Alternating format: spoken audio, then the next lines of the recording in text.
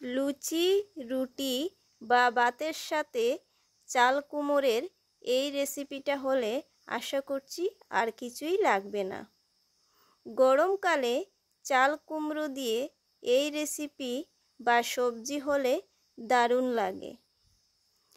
তো হে প্রিয় দর্শক বন্ধুরা, আমার চ্যানেলে সবাইকে স্বাগত।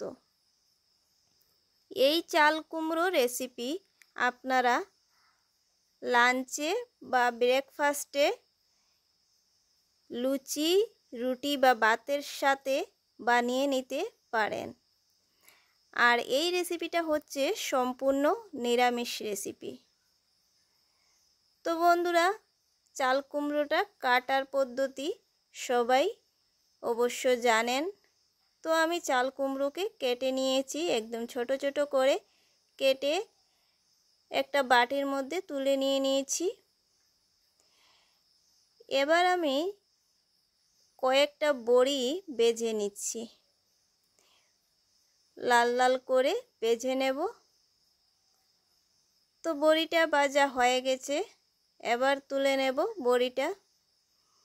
ওই কড়াইয়ে তেলের মধ্যে দিয়ে দিলাম 5 ফোড়ন। এবার চাল কুমড়ো দিয়ে দিলাম।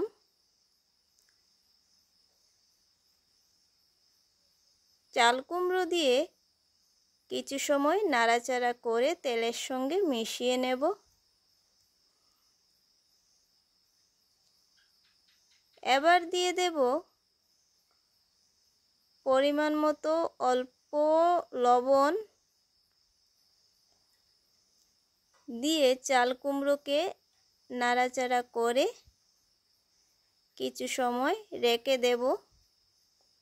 বন্ধুরা, চাল কুমড়ো থেকে কিন্তু অনেক জল বাইর হয়, তাই কিছু সময় রাখতে হবে।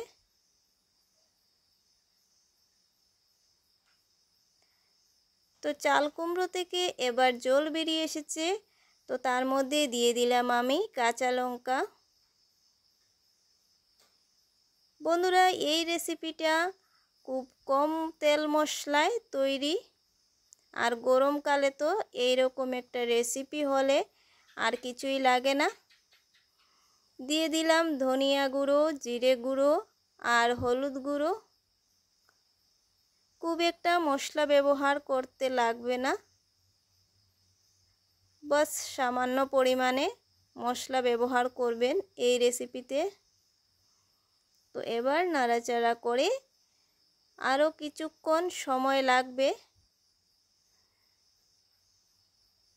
তো নাড়াচাড়া করে দিচ্ছি ভালো করে, আর কাঁচা লঙ্কাটাও দিয়ে দিলাম।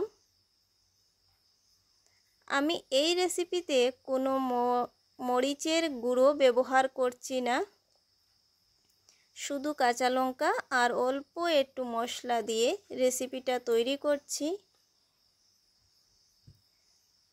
তো আবারও কিছুক্ষণ পর চলে এলাম।